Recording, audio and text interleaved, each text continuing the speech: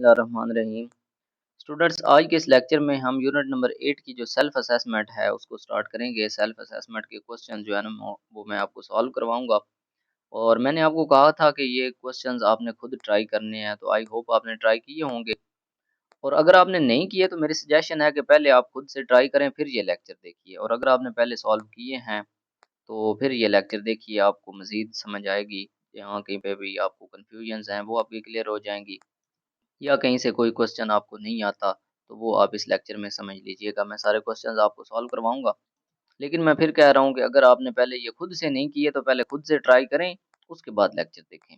उसका फ़ायदा ये है कि जब आप खुद से ट्राई करते हैं तो आपको समझ लगती है कि यहाँ से मुझे कन्फ्यूजन हो रही है, यहाँ से समझ नहीं आ रहा, या यहाँ से मेरी कोई गलती निकली है, कोई मिस्टेक है, आपने क्वेश्चन सॉल्व किया है, कहीं पे आपकी मिस्टेक्स होती हैं तो वो करेक्ट हो जाती हैं, फिर वो आपको भूलती नहीं है। जब आप एक दफ़ा सॉल्व्ड चीज़ देखते हैं ना, फिर उसको आप कॉपी करते हैं तो फिर आप अपना माइंड यूज़ नहीं कर रहे होते। तो वो चीज़ें आपके लिए याद करना बहुत मुश्किल हो जाती हैं, वो याद नहीं रहती आपको। जब आप अपना माइंड यूज़ करते हैं ना, तो फिर तो वो वैसे ही आपको याद होती है, और उसमें कहीं कोई कन्फ्यूजन होती है, फिर वो आप इधर से देखते हैं, चेक करते हैं, उसको ठीक करते हैं, तो वो भी आपको पेपर में कभी नहीं भूलती। अच्छा जी, सेल्फ असेसमेंट क्वेश्चंस है, स्टार्ट करते हैं। क्वेश्चन नंबर 1 है, find F x F Y F x at 3 4 and F Y at 1 2। चार चीज़ें इन पार्ट्स की हमने फाइंड करनी है। सबसे पहले हमने पार्शियल डेरिवेटिव लेना है विद रिस्पेक्ट टू एक्स इन सारे फंक्शंस का, फिर partial derivative with respect to y, फिर partial derivative with respect to x at point 34 and partial derivative with respect to y, sorry ये एक्स था और ये y, with respect to y at 1 2। Okay, मैं इसके लिए एक नया पेज जो है वो ऐड कर लेता हूँ, सेल्फ असेसमेंट क्वेश्चंस। यहाँ पे मैं लिखता हूँ, हम क्वेश्चन नंबर 1 जो है वो स्टार्ट करने जा रहे हैं। क्वेश्चन नंबर 1 क्या है? क्वेश्चन नंबर 1 है, find F x F y और f x at 34.34 and F Y at 1 2। ये वाली टर्म्स जो है ना वो हमने फाइंड करनी है। और हमारे पास जो पहला पार्ट है, ए पार्ट, उसको हम पहले सॉल्व करते हैं। वो है F X Y is equal to X plus 3 X Y square divided by X cube plus Y square. ठीक है जी, ये ए पार्ट है, पहले हम इसको सॉल्व करते हैं। अच्छा, ये जो मैंने इंक ब्लू कर दिया, सॉरी ब्लैक कर दिया, वो इसलिए किया है ताकि, क्योंकि ये मैं इसके नोट्स भी आप लोगों से शेयर करूंगा ना, तो जब आपको प्रिंट वगैरह भी कुछ स्टूडेंट्स को निकलवाने पड़ जाते हैं तो ये आपके लिए आसानी होगी प्रिंट निकलवाने में, क्योंकि दूसरी जो है ना कलरफुल इंक हो तो वो फिर प्रिंट के अंदर मदम आती है। ब्लैक जो है ना वो सही डार्क बोल्ड नज़र आती है, उससे समझ सही आ जाती है। अब सबसे पहला इसका जो हिस्सा है एफ एक्स हम फाइंड करते हैं। F X of x Y भी लिख लें, सिंपल एफ एक्स लिख लें, या F X of x Y लिख लें, एक ही बात है। अब हमने क्या करना है, हमने पार्शियल डेरिवेटिव लेना है, पार्शियल बाय पार्शियल एक्स, यानी विद रिस्पेक्ट टू एक्स। किस चीज़ का? इस एफ ऑफ एक्स का, एफ ऑफ एक्स वाई का। ये X plus 3 X Y square divided by X cube plus Y square. Okay, अब इस पे सबसे पहले डेरिवेटिव लेने का जो रूल है, ये फ्रैक्शन है ना, तो इस पे पहले कोशेंट रूल लगेगा। डेरिवेटिव के रूल्स वही होंगे, सिंपल। सिर्फ इसमें डेरिवेटिव में और पार्शियल डेरिवेटिव में फ़र्क ये होगा कि जब आप एक्स की रिस्पेक्ट से लेंगे तो बाकी सारे वाई जी कांस्टेंट होंगे, जब वाई की रिस्पेक्ट से ले रहे होंगे तो एक्स और जी वो कांस्टेंट होंगे, बाकी जो भी वेरिएबल्स आ रहे होंगे वो कांस्टेंट के तौर पर ट्रीट होंगे। ओके, अब हम इस पे पहले क्वोशिएंट रूल अप्लाई करते हैं। क्वोशिएंट रूल आपको याद होगा, अगर आप लोगों को नहीं आता तो 8वां चैप्टर पहले करें, उसके रूल्स जो हैं वो तसल्ली से फॉलो करें, उनको देखें समझें, फिर ये होंगे आपसे, क्योंकि रूल्स तो सबके लिए सेम होंगे ना। अब क्वोशिएंट रूल क्या था कि नीचे वाला जो डिनोमिनेटर होता है उसका स्क्वायर करके एज इट इज नीचे लिख लेते हैं, X cube plus Y square का स्क्वायर, स्क्वायर करके नीचे एज इट इज लिख लिया। अब ऊपर क्या करना होता है, ऊपर ये नीचे वाला फंक्शन जो है ये एज इट इज लिखते हैं, X cube plus Y square, और साथ डेरिवेटिव लेते हैं ऊपर वाले का, पार्शियल बाय पार्शियल एक्स। अब पार्शियल डेरिवेटिव लेना है, दूसरा डेरिवेटिव नहीं लेना। यहाँ पे जब जब भी इस चैप्टर में डेरिवेटिव की बात होगी तो मतलब है पार्शियल डेरिवेटिव। अब ये ऊपर वाला जो फंक्शन है ना x प्लस 3xy² इसका डेरिवेटिव। इसके बाद होता है माइनस, माइनस लगाकर अब ऊपर वाला फंक्शन एज इट इज लिखना है, x प्लस 3xy² ये एज इट इज लिखेंगे और नीचे वाला फंक्शन जो है ना इसका डेरिवेटिव अब लेना है इसका, सॉरी यहाँ पे पार्शियल बाय पार्शियल x की रिस्पेक्ट से, क्योंकि fx ले रहे हैं ना। अब इसका डेरिवेटिव लेना है x³ प्लस y² का। ओके, बहुत आसान है। x³ प्लस y² तो एज इट इज आ जाएगा।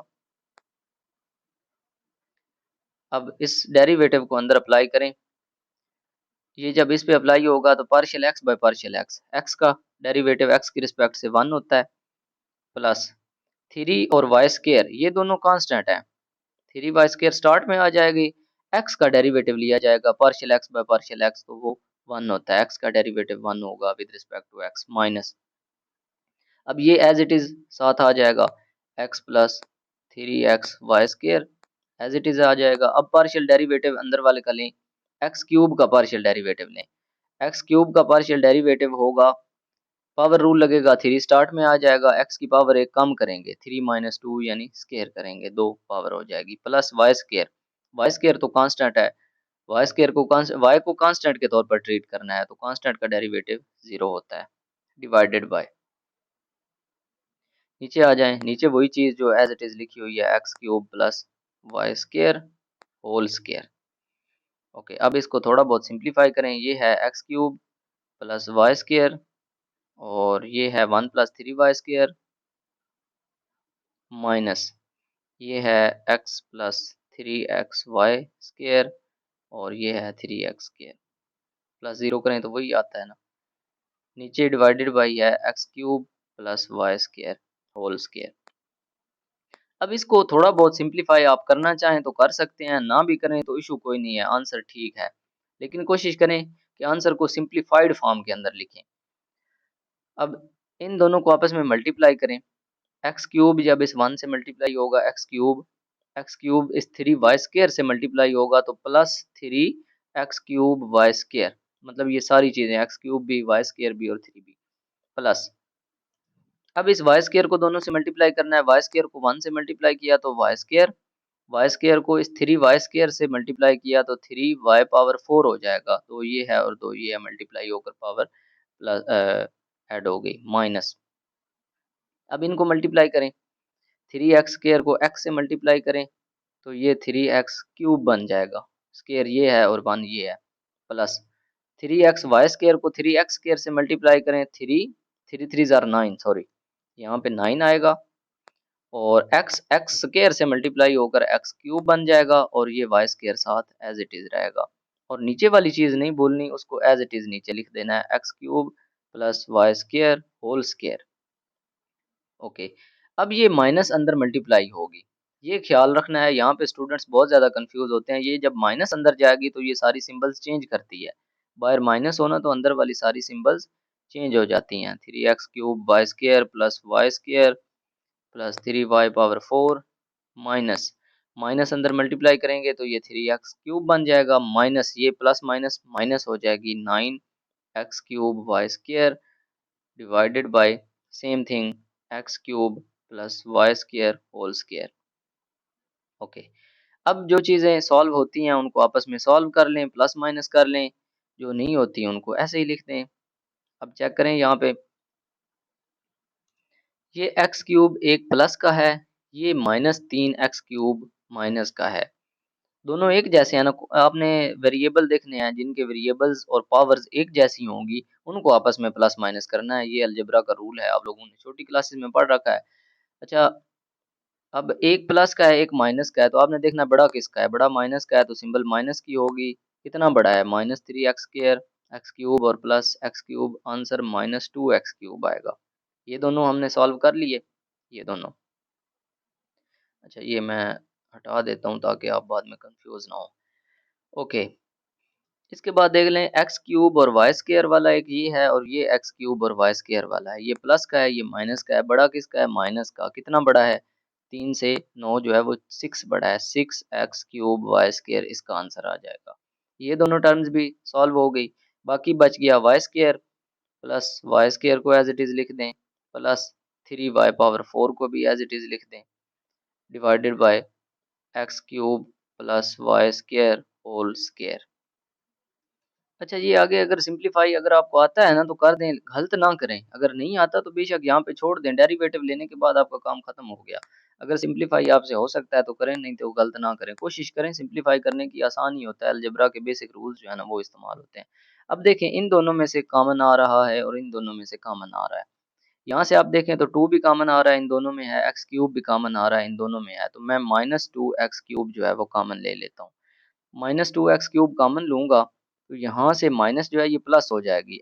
2 भी कॉमन चला गया, माइनस भी कॉमन चलेगी, x³ भी कॉमन चला गया तो यहाँ पे 1 बच गया।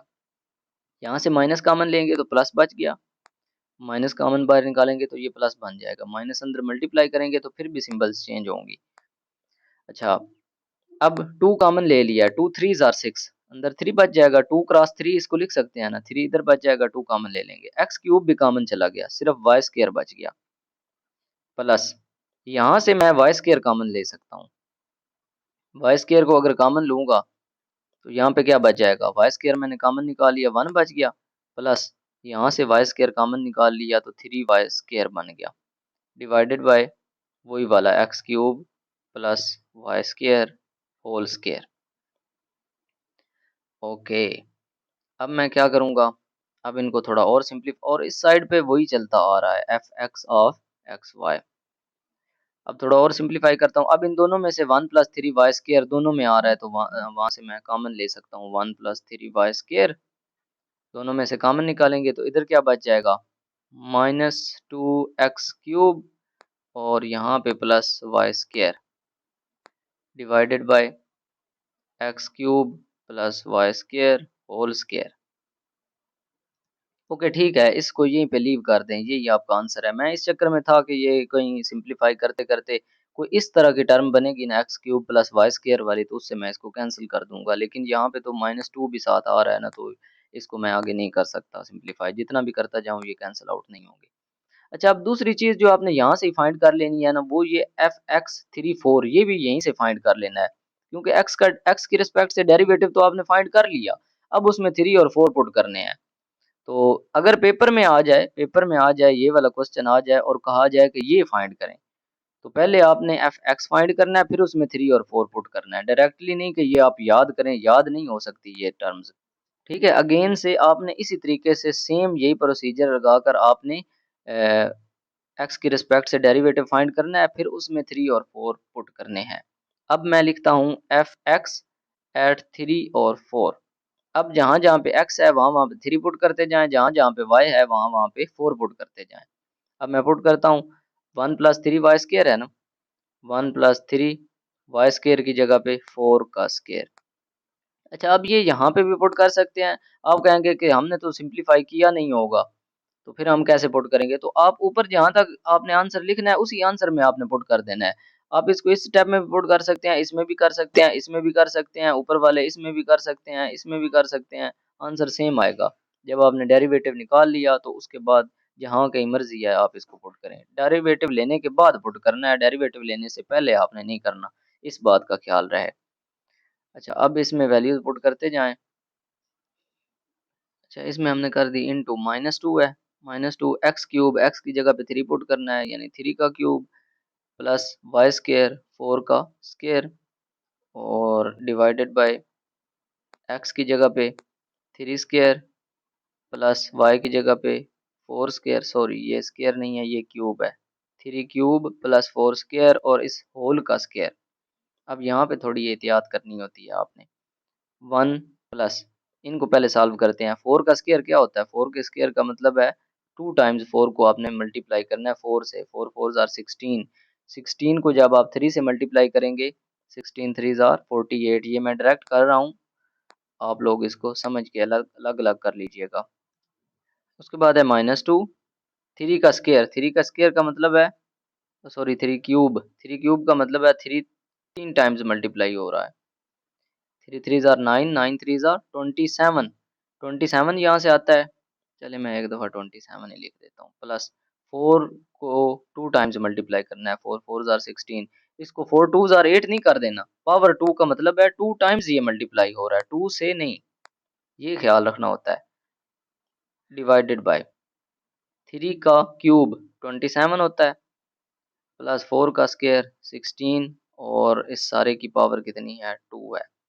अब इसको सॉल्व करते जाएं, 1 प्लस 48 कितना हो गया, 49 हो गया, और इनटू -2 को 27 से मल्टीप्लाई करें तो ये बनता है माइनस 2 7 ज़ार 14, 2 2 ज़ार 4, 54 बनता है, प्लस 16 डिवाइडेड बाय 27 और 16 कितने होते हैं, 7 और 6 13, 2 और 1 3 और 1 4, 43 का स्क्वायर।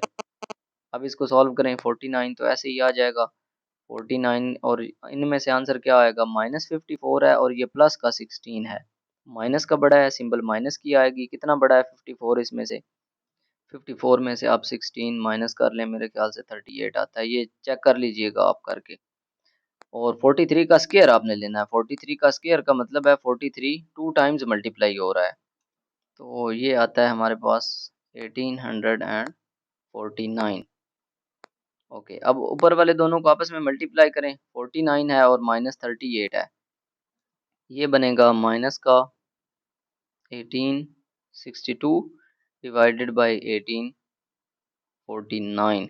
अब इनको आप डिवाइड कर सकते हैं, डिवाइड करके पॉइंट में इसका आंसर लिख दें या वैसे लिख दें, आप इसको कैंसिल आउट कर सकते हैं तो वो कर लें, नहीं कर सकते तो आप कैलकुलेटर आपके पास होंगे, आप उनसे डिवाइड कर लीजिएगा, ये आएगा -1 पॉइंट समथिंग 007, इस तरह करके कुछ आएगा, राउंड ऑफ कर लीजिएगा इसको। तो ये था, हमने अभी तक एक डेरिवेटिव फाइंड किया है और उसकी वैल्यू फाइंड की है, अभी इसका एक पार्ट हुआ है, यानी हमने एफ एक्स फाइंड किया है। अब इसी क्वेश्चन का हम एफ वाई फाइंड करेंगे, यही वाली जो स्टेटमेंट है उसका वाई के रिस्पेक्ट से डेरिवेटिव लेंगे और उसमें फिर हम 1 और 2 पुट करेंगे। अब हम इसका एफ वाई फाइंड करते हैं, ये हमारे पास था एफ एक्स एट 3 4। अब हम लेंगे एफ वाई, पहले एक्स वाई, ठीक है, मतलब पहले वाई के रिस्पेक्ट से उसको हम डिफरेंशिएट करेंगे, जो हमारी टर्म है, पार्शियल बाय पार्शियल वाई लेंगे, अब वाई के रिस्पेक्ट से लेना है, और टर्म है जो हमारे पास x plus 3x y square divided by x cube plus Y square. Okay, same उसी तरह पहले क्वोशिएंट रूल लगाएंगे, नीचे वाली टर्म जो है वो एज इट इज़ लिखेंगे, X cube plus Y square उसका स्केयर लेंगे, और ऊपर हम क्या करेंगे, नीचे वाली टर्म को एज इट इज़ लिख के X cube plus Y square को, ऊपर वाली टर्म का अब डेरिवेटिव आपने लेना है partial with respect to Y, और किस टर्म का, x plus 3x y square का, दरमियान में लगाएंगे माइनस, और माइनस लगाने के बाद अब ऊपर वाली टर्म एज इट इज़ लिखेंगे 3x वाई स्केयर, और नीचे वाली टर्म का partial derivative x cube plus Y square का, x cube plus Y square. यहाँ पे एक और कन्फ्यूजन है, इसका नहीं डेरिवेटिव लेना, ये तो हमने स्केयर करके लिखी है ना, आपने सिंपल इसका लेना है जो पहले थी टर्म डिनोमिनेटर में। अब इसको सॉल्व करें, सॉल्व करना इंतहाई ईजी है, x cube plus Y square तो ऐसे ही आ जाएगा ना, और यहाँ से पार्शियल डेरिवेटिव लेंगे y के रिस्पेक्ट से, y के रिस्पेक्ट से x कांस्टेंट है, अब इसको कांस्टेंट ट्रीट करना है, इसका डेरिवेटिव 0 होगा, प्लस ये 3 स्टार्ट में आ जाएगा, x भी स्टार्ट में आ जाएगा, y स्केयर y के रिस्पेक्ट से इसका डेरिवेटिव होगा 2y, चले मैं एक दफ़ा ये लिख देता हूँ, 2y इसका डेरिवेटिव होगा, और 3x साथ ऐसे ही मल्टीप्लाई हो जाएगा, माइनस ये x plus 3x y square as it is, और डेरिवेटिव लेना है एक्स क्यूब, वाई के रिस्पेक्ट से कांस्टेंट है, इसका डेरिवेटिव 0, वाई स्केयर का डेरिवेटिव 2y आता है, डिवाइडेड बाय सेम उसी तरह x cube plus Y square whole square, और इधर इनको सॉल्व करें, ये है x cube plus y cube y square, और यहाँ पे है 3 और 2 मल्टीप्लाई होकर 6, एक्स और वाई मल्टीप्लाई होकर एक्स वाई, माइनस ये है x plus 3x y square, और 2y इनसे मल्टीप्लाई हो रहा है, divided by x cube plus Y square whole square. बस अब इसको आगे करने की ज़रूरत नहीं है सॉल्व, इसको आगे सिंप्लीफाई करने की ज़रूरत नहीं है, पिछला क्वेश्चन भी मैंने करवा दिया है, आप ना करें उसको भी। यहाँ पर सिंपली डेरिवेटिव लेने के बाद इसको छोड़ दें, ये आपकी वैल्यू आ गई एफ वाई की सॉरी, जो उसने क्वेश्चन में कहा हुआ था ना एफ एक्स फाइंड करें, ऊपर हमने फाइंड किया, फिर उसको सिंप्लीफाई भी हम करते गए। आप सिंप्लीफाई ना करें क्योंकि इससे आगे आप कंफ्यूज होंगे, तो इसलिए सिंप्लीफाई करने की ज़रूरत नहीं है, जस्ट यहाँ तक आंसर निकालें जब भी आप करने लगे। फिर उसने कहा था एफ वाई, ये एफ वाई है, ये एफ वाई की वैल्यू हमने फाइंड कर ली, बस आगे सिंप्लीफाई करना ना करें, छोड़ दें। उसके बाद उसने कहा था एफ एक्स एट 3 4, वो भी हमने ऊपर कर ली फाइंड। अब एंड वाला जो पार्ट उसने कहा हुआ है एफ वाई एट 1 2, अब वो हमने फाइंड करना है। एफ वाई तो हमने फाइंड कर लिया, अब उसमें हमने 1 2 पुट करना है। F Y at 1 2, now f Y at 1 2। अब एफ वाई की वैल्यू हमने लेनी है 1 2 पर। अब जहाँ जहाँ पे एक्स है वहाँ वहाँ पे 1 पुट करते जाना है, जहाँ जहाँ पे वाई है वहाँ वहाँ पे 2 पुट करते जाना है। ये एक्स क्यूब है तो ये 1 क्यूब हो जाएगा, प्लस ये वाई स्क्वायर है तो ये 2 स्क्वायर हो जाएगा। इसके बाद 6 x y 6, एक्स की जगह पे 1, वाई की जगह पे 2, माइनस एक्स की जगह पे 1 प्लस 3, एक्स की जगह पे 1 और वाई की जगह पे 2, और ऊपर क्या है स्क्वायर है। ये आपने इधर से देख कर ही क्वेश्चन लिखना होता है, तो इसलिए ख्याल से जो चीज़ लिखी हुई है उसको पूरा करना है। 2 है, इसके बाद वाई है, वाई की जगह पे भी 2। अब ऐसा नहीं है कि यहाँ पे आप वैल्यू पुट करें और एक्स की जगह पे 1 करें, वाई की जगह पे 2 करें और ऊपर स्क्वायर लिखें ही ना, इस तरह तो गलती होगी ना। यहाँ पे एक्स क्यूब है तो ये 1 का क्यूब है, प्लस वाई स्क्वायर है तो ये 2 का स्क्वायर है, और इस सारे होल का भी स्क्वायर है।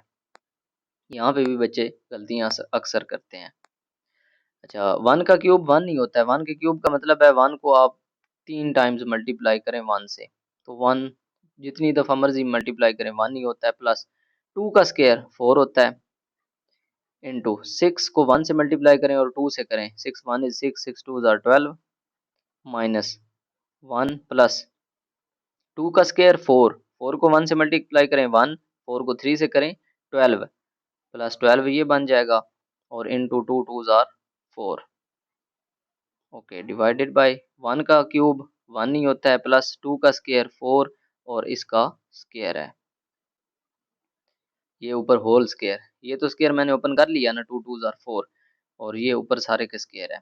अब इसको सॉल्व करें, 1 प्लस 4 5 बन गया, 5 को 12 से मल्टीप्लाई किया, मैं डायरेक्ट कर रहा हूँ 60 आ गया, माइनस 12 और 1 13, 13 को 4 से मल्टीप्लाई कर 52 आता है, 13 4 are 52। Okay, divided by 1 plus 4 5, 5 का स्क्वायर, ऊपर स्क्वायर है ना 5 का स्क्वायर। अब 60 माइनस 52 कितना आंसर आता है, 12 आता है ना, सॉरी हाँ 12 ही आता है, बल्कि नहीं 8 आता है कि 52 और 8 60 होते हैं ना। तो ये थोड़ा प्लस माइनस आप ध्यान से, क्योंकि मैं जब बंदा कंसेप्ट समझा रहा होता है ना तो वो फिर प्लस माइनस आगे पीछे हो जाती है, तो इससे आप कंफ्यूज ना होना, परेशान भी ना होना कि सर हमें डांटते रहते हैं और खुद को प्लस माइनस नहीं आती। तो ऐसी बात नहीं है, वो हो जाती है आगे पीछे, आप थोड़ा तसल्ली से इनको ना ख्याल से किया करें। 60 माइनस 52 8 आता है, डिवाइडेड बाय 5 का स्क्वायर कितना होता है, 5 का स्क्वायर का मतलब है 5 2 टाइम्स मल्टीप्लाई हो रहा है, 5 5 आर 25, 8 डिवाइडेड बाय 25, ये आपका आंसर आ गया। F of y at 1 2 is equal to 8 by 25, ये हमने फाइंड कर लिया, और बाकी सारे जो आंसर्स हैं वो भी मैं आपको मार्क करवा देता हूँ। एफ ऑफ वाई हमने फाइंड करना था, वो ये है। इसके बाद हमने एफ ऑफ एक्स एट 3 4 करना था, वो ये है। इसको ऐसे ऐसे भी लिखा रहने दें फिर भी ठीक है, पॉइंट की बजाय आप ऐसे लिखा रहने दें, ज़्यादा सूटेबल लग रहा है। और इसके बाद हमने एफ एक्स वाई फाइंड करना था, वो ये है, ये लिख दें, या सिंप्लीफाई करने के बगैर, ये सिंप्लीफाई वाला चक्कर जो है ना इसको छोड़ें, ये आपसे नहीं होगा। आप सिंपल डेरिवेटिव लेने के बाद ये वैल्यू आई थी ना डेरिवेटिव लेने के बाद ये वाली, तो ये लिख दें simple F x at x y. यही चार चीज़ें हमने फाइंड करनी थी, तो ये पहला पार्ट जो है ना ए पार्ट, ये हमने सॉल्व कर लिया। अ, अब चलते हैं हम बी पार्ट की तरफ।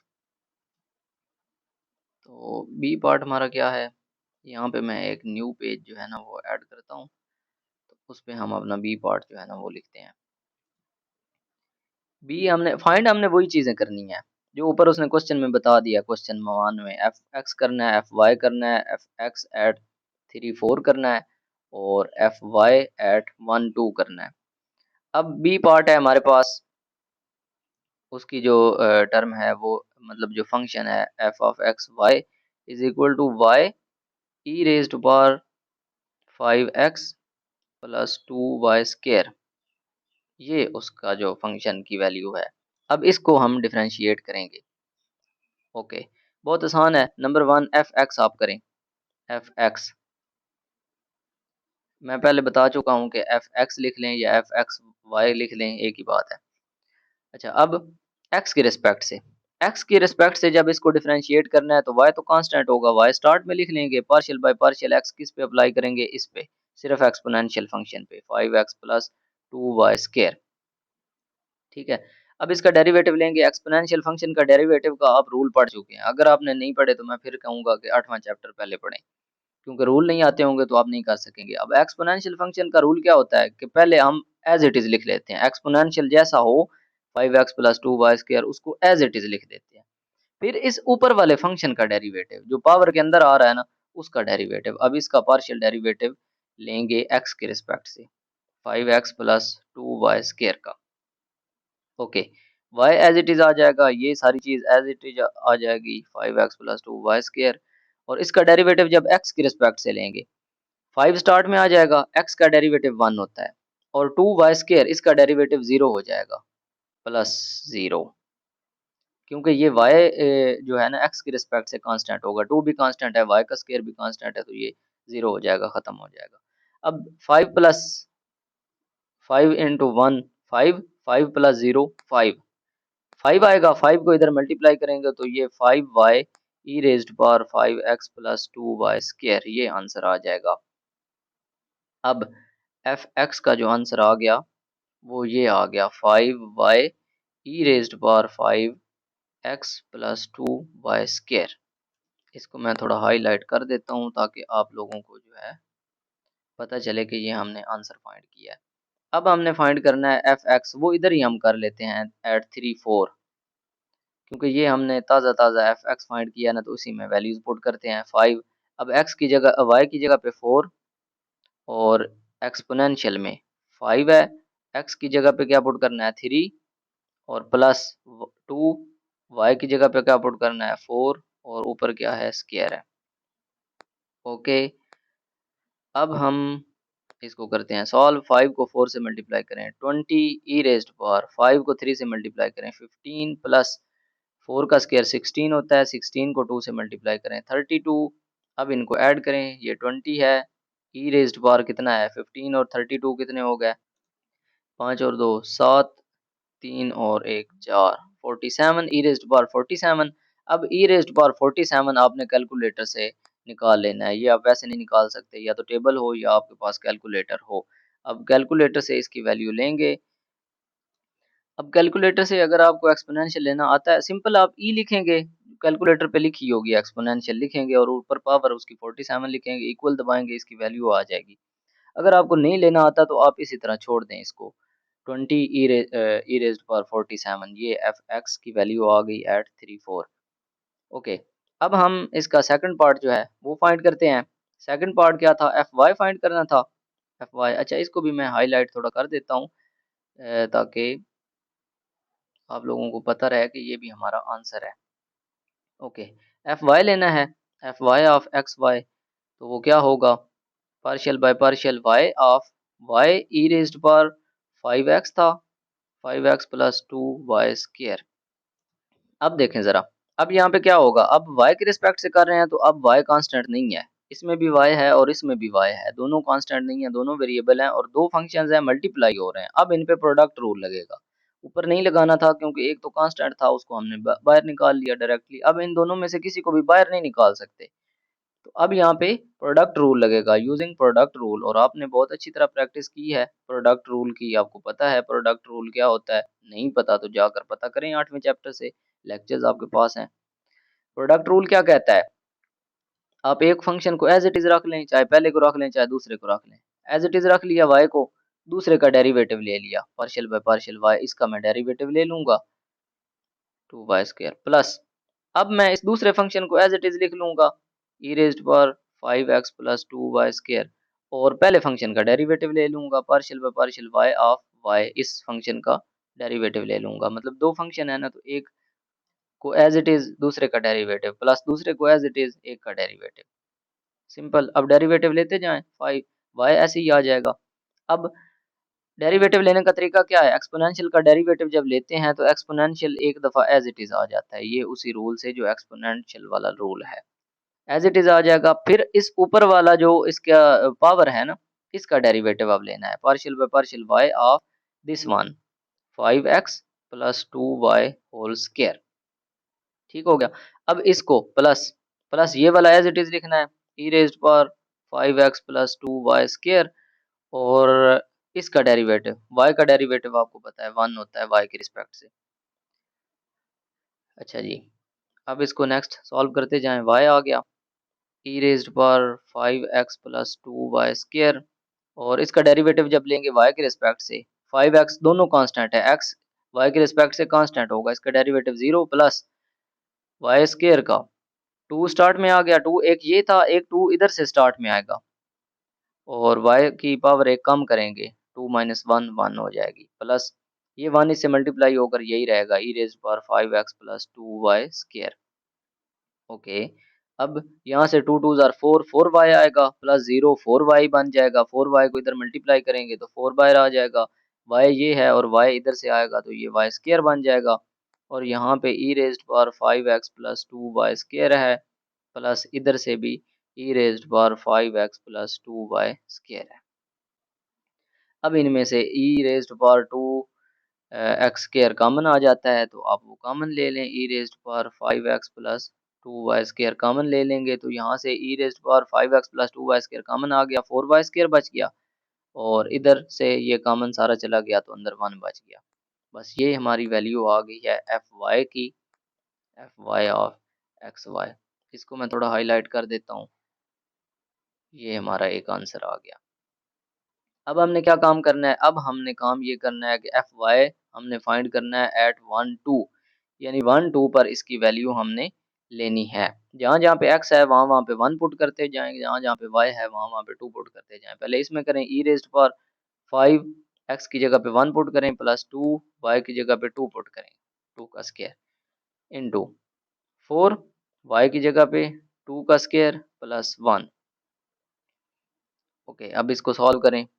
e raised power 5 1s are 5 plus 2 का स्क्वायर 4, 4 को 2 से मल्टीप्लाई करें 8, और यहाँ पे है 2 का स्क्वायर 4, 4 को 4 से मल्टीप्लाई करें 16 प्लस 1 17, कितना हो गया 17, और e की पावर में कितना बन गया, ये 17 को मैंने शुरू में लिख लिया और इसको बाद में लिख रहा हूँ। 8 और 5 कितना होता है 13। अगर प्लस माइनस में कोई मेरी मिस्टेक हो जाए तो वो परेशान ना होइएगा, और रिव्यूज़ में बता दिया करें, कमेंट्स में फिर आपने कह देना है कि ये सर ये आपकी मिस्टेक है, या ये आपने प्लस माइनस करने में गलत लिख दिया है बाय मिस्टेक, तो इसको सही कर लें, ताकि बाकी जो स्टूडेंट्स हैं ना, जिनको नहीं पता होगा, जो सिर्फ रट्टे वाले होते हैं, जो बस याद करके जाते हैं, वो फिर जो बंदा गलत लिखता है वो गलत ही याद कर लेते हैं और वहाँ पे गलत ही लिख कर आ जाते हैं, तो इसलिए मैं बार बार ये कहता हूँ चीज़ें। अब हमारे पास f y of at 1 2 is equal to कितना आ गया 17 ई रेज़्ड पावर 13, और एक्सपोनेंशियल की वैल्यू मैंने आपको कहा है कि आप निकालें या ना निकालें वो आपकी मर्ज़ी है। ये चारों चीज़ें इस सेकंड पार्ट की भी हमने फाइंड कर ली। ओके, अब लेक्चर काफ़ी लेंथी हो रहा है, तो इसलिए ये 2 पार्ट मैंने बहुत अच्छे तरीके से आपको समझा दिए हैं। इसमें सारे कांसेप्ट्स आपके क्लियर हो चुके होंगे। अब नेक्स्ट इंशाल्लाह हम जो है ना वो स्पीड से जाएँगे। तो ये 2 क्वेश्चंस जो है ना ये अच्छे तरीके से आपने समझ लेने हैं, इनकी प्रैक्टिस कर लेनी है। बाकी नेक्स्ट लेक्चर के अंदर इंशाल्लाह हम इससे नेक्स्ट जो है ना वो स्टार्ट करेंगे। ओके, इस लेक्चर से रिलेटेड कोई भी आपका क्वेश्चन हो तो आप इज़िली पूछ सकते हैं। मिलते हैं नेक्स्ट लेक्चर के अंदर। अल्लाह हाफ़िज़, टेक केयर।